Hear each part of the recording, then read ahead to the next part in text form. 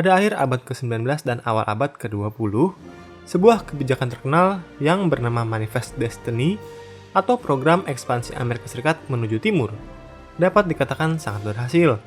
Di masa ini juga, Amerika Serikat mulai pulih pasca Perang Saudara yang sangat berdarah. Industrialisasi di Amerika Serikat berkembang dengan sangat pesat, berkat dukungan dana dari tokoh-tokoh konglomerat seperti Andrew Carnegie, John Rockefeller, JP Morgan, dan yang lainnya. Perlahan, Amerika Serikat berusaha untuk mengejar kemajuan Eropa yang menjadi titik awal perubahan status Amerika Serikat menjadi aktor dominan dalam politik internasional. Sekalipun saat ini kita mengenal pengaruh Amerika Serikat di mana-mana, namun pencapaian itu tidak hanya dicapai dalam waktu singkat, melainkan bertahap. Politik luar negeri Amerika Serikat hampir selalu diwarnai dua kubu. Kubu isolasionis yang percaya bahwa lebih baik Amerika Serikat memfokuskan perhatiannya mengembangkan diri dibandingkan ikut campur dengan urusan dunia yang mungkin merugikannya. Sedangkan lawannya, dari kubu interventionism, percaya bahwa agar Amerika Serikat bisa maju, ia harus ikut campur dalam urusan politik internasional sehingga bisa memanfaatkan segala peluang yang ada bagi kemajuan dan keuntungan Amerika Serikat. Setelah menang dalam Perang Spanyol Amerika tahun 1898, Amerika Serikat mendapatkan wilayah baru yang membuatnya berubah menjadi negara adidaya di benua Amerika. Kemenangan ini juga membuat Amerika Serikat berusaha memperkuat pengaruhnya terhadap negara-negara lainnya di Amerika Tengah dan Karibia untuk memperkuat dominasinya. Hal yang mendasari perubahan tersebut adalah Doktrin Monroe, kebijakan luar negeri Amerika Serikat yang menyatakan bahwa Amerika Serikat akan melawan segala usaha imperialisme Eropa yang ingin merebut dan memperluas wilayah jajahan atau mengganggu negara-negara lainnya yang baru merdeka di benua Amerika.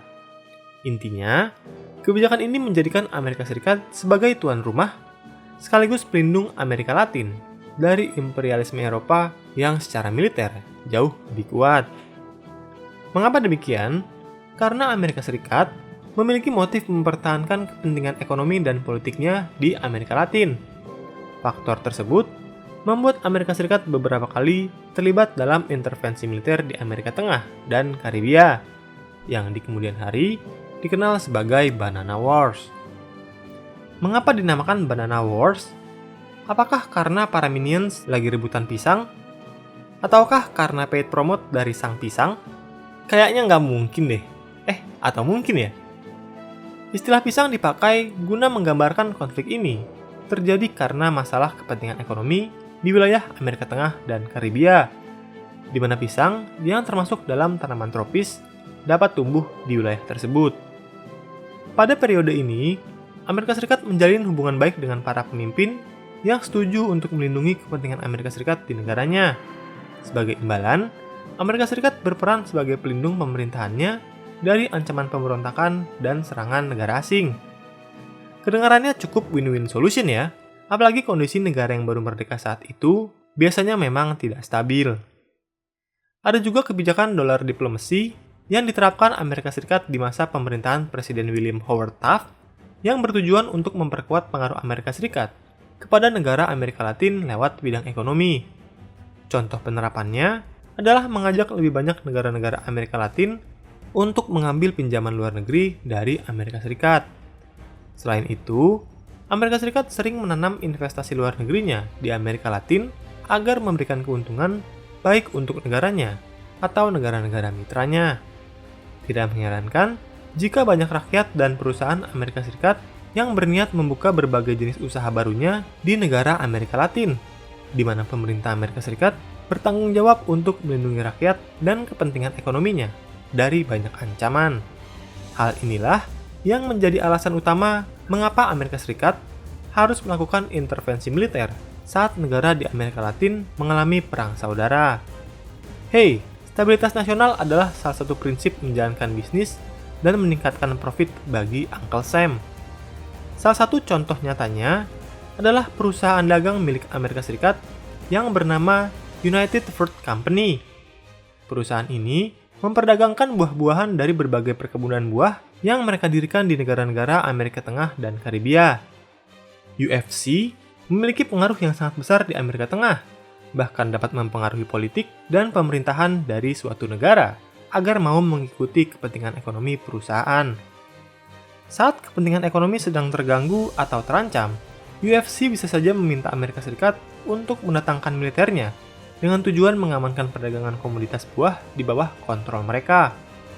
Negara-negara yang berada di bawah kekuasaan dan eksploitasi UFC memperoleh julukan Banana Republic. Salah satu contohnya adalah negara Honduras, di mana UFC menguasai industri dan perdagangan dari komoditas pisang. Pemerintah Honduras sendiri bersikap kooperatif dengan UFC. Mereka bahkan membebaskan UFC dari pajak dan mengizinkan pembangunan jalan, rel kereta, dan infrastruktur lainnya demi kepentingan UFC. Kita mungkin heran, bagaimana mungkin pisang bisa membuat Amerika Serikat sampai mengirimkan militernya? Ini pisang loh, bukan minyak. Walau begitu, prinsipnya ternyata sama. Jika suatu komoditas berpotensi menghasilkan profit yang sangat menguntungkan, pemerintah Amerika Serikat menganggap komoditas tersebut bagaikan kilang-kilang minyak bumi baru yang baik produksi atau distribusinya harus dijamin dan diamankan. Lalu, bagaimanakah sepak terjang intervensi Amerika Serikat di Karibia dan Amerika Tengah, khususnya dalam fenomena Banana Wars? Setelah kemenangan pada Perang Amerika-Spanyol 1898, Kuba berhasil terbebas dari Spanyol. Namun sekarang, mereka berada di bawah kependudukan Amerika Serikat. Tahun 1901, pemerintah Amerika Serikat mengeluarkan Platt Amendment yang isinya sebagai berikut. Pertama, memerintahkan prajuritnya kembali dari Kuba. Yang kedua, Amerika Serikat akan mengatur urusan luar negeri Kuba. Yang ketiga, mereka akan membatasi pinjaman luar negeri Kuba. Dan yang keempat, Kuba harus memberikan hak Amerika Serikat untuk melakukan intervensi militer jika situasi Kuba sudah tidak stabil. Sebagai tambahan, Kuba juga harus meminjamkan wilayahnya di Teluk Guantanamo untuk dijadikan markas Angkatan Laut Amerika Serikat. Di tahun 1902, Kuba akhirnya mendapatkan status sebagai negara merdeka. Kemerdekaan ini langsung diwarnai beberapa pemberontakan yang mengancam bisnis perdagangan gula milik Amerika Serikat. Atas permintaan pemerintah Kuba, Amerika Serikat sebanyak 3 kali mengirimkan militernya ke wilayah tersebut dengan tujuan menumpas pemberontakan, sekaligus mengamankan kepentingan ekonominya. Pada awal abad ke-20, Amerika Serikat berniat membangun terusan sebagai jalan pintas menghubungkan rute perdagangan Samudra Atlantik dan Pasifik di wilayah Panama. Namun saat itu, Panama termasuk wilayah Kolombia dan karenanya Amerika Serikat bermaksud untuk membelinya. Namun hal itu ditolak mentah-mentah. Amerika Serikat memakai cara lain dengan membantu pemberontakan warga Panama yang ingin melepaskan diri dari Kolombia. Hal itu dilakukan dengan cara mengirimkan kapal perang dan pasukan marinir ke Panama untuk mendukung para pemberontak. Militer Kolombia yang tidak ingin terlibat konflik dengan Amerika Serikat memutuskan untuk meninggalkan Panama dan wilayah tersebut menjadi negara merdeka. Tahun 1903, pemerintah Amerika Serikat mengakui kemerdekaannya dan meminta izin untuk membangun kanal di wilayahnya, dan hal tersebut langsung disetujui oleh pemerintah Panama. Pembangunan terusan Panama dimulai tahun 1904. Sejak tahun 1876, Meksiko dikuasai oleh diktator yang bernama Porfirio Diaz, yang merupakan mitra ekonomi Amerika Serikat, di mana Diaz menerima investasi dalam jumlah besar. Tahun 1910, nilai investasi Amerika Serikat di Meksiko mencapai lebih dari 1 miliar US dollar. Namun di tahun 1911, dia digulingkan oleh kelompok revolusi yang tidak suka dengan kediktatorannya dan digantikan oleh Francisco Madero. Namun tak lama, Madero juga dilengsarkan oleh jenderalnya sendiri dan Victoriano Huerta naik menjadi presiden selanjutnya. Presiden Woodrow Wilson tidak mengakui pemerintahan Huerta dan mendukung kelompok revolusioner yang ingin menjatuhkan Huerta.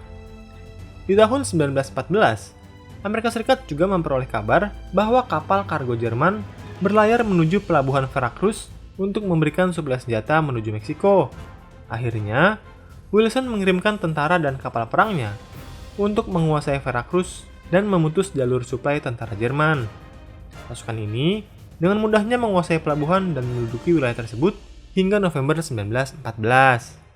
Haiti dan Republik Dominika adalah dua negara di Pulau Hispaniola yang sejak merdeka seringkali terlibat konflik politik di mana pemimpinnya hampir tidak ada yang berhasil menyelesaikan jabatannya secara penuh akibat kudeta maupun perang sipil. Amerika Serikat biasanya akan mengirim militer untuk mengamankan kepentingannya jika kondisi dianggap tidak stabil. Mereka juga akan membantu terbentuknya pemerintahan baru yang tentunya pro-Amerika Serikat sebelum menarik pasukan militernya. Sejak akhir abad ke-19, pengaruh Amerika Serikat di Nicaragua juga sudah terlihat, di mana Amerika Serikat mendukung pemberontakan terhadap Presiden Jose Santos Zelaya yang anti terhadap Amerika Serikat. Intervensi ini juga disebabkan oleh niat Amerika Serikat untuk membangun terusan Nicaragua sebelum akhirnya dipindahkan menuju Panama. Setelah Zelaya lengser, pengusaha bernama Adolfo Diaz menjadi presiden Nicaragua yang baru dan menjalin hubungan baik dengan Amerika Serikat. Namun di tahun 1912, terjadi pemberontakan yang ingin menjatuhkannya dari kekuasaan. Ia segera meminta bantuan dari Amerika Serikat untuk menumpas para pemberontak. Pemberontak pun berhasil dikalahkan oleh militer Amerika Serikat, dan setelah itu, militer tetap berada di sana untuk melindungi rakyat Amerika Serikat dan bisnisnya. Pada tahun 1927, Nicaragua kembali dilanda perang sipil antara faksi politik liberal dan konservatif, yang dimana salah satu pemimpin kubu liberal, Augusto Cesar Sandino, menyatakan akan terus memerangi militer Amerika Serikat selama masih berada di Nicaragua. Akhirnya, militer Amerika Serikat harus menghadapi perang gerilya melawan gerilyawan Sandino selama lebih dari 5 tahun, hingga pasukan Amerika Serikat harus ditarik pada tahun 1933 karena krisis ekonomi Great Depression. Intervensi militer dan okupasi yang dilakukan oleh Amerika Serikat di negara-negara Amerika Latin berakhir di tahun 1930-an pada masa pemerintahan Presiden Roosevelt. Penyebabnya yang utama karena The Great Depression yang memaksa Amerika Serikat harus menarik pasukannya dari berbagai negara Amerika Latin dan berfokus memperbaiki ekonominya. Terlebih, ekspansi militer di luar negeri sangat membebani anggaran mereka.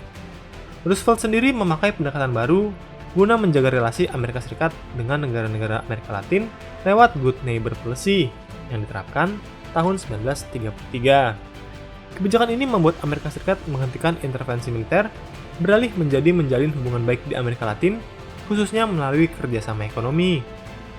Berakhirnya Banana Wars bukan berarti akhir intervensi Amerika Serikat di Amerika Latin. Keterlibatan Amerika Serikat di perpolitikan Amerika Latin masih dilakukan khususnya di masa Perang Dingin, meski tidak lagi menggunakan intervensi militer. Lalu, apakah tanggapanmu mengenai kebijakan pemerintah Amerika Serikat sekarang? Apakah lebih baik Amerika Serikat tidak lagi ikut campur dalam urusan global? Ataukah lebih baik Amerika Serikat terus ikut campur dan menjadi polisi dunia? Yuk kita diskusi di kolom komentar. Hai, terima kasih sudah menonton dan belajar sejarah bersama Inspek History. Jangan ragu untuk berikan komentar, like, dan bagikan bila kamu merasa konten ini bermanfaat.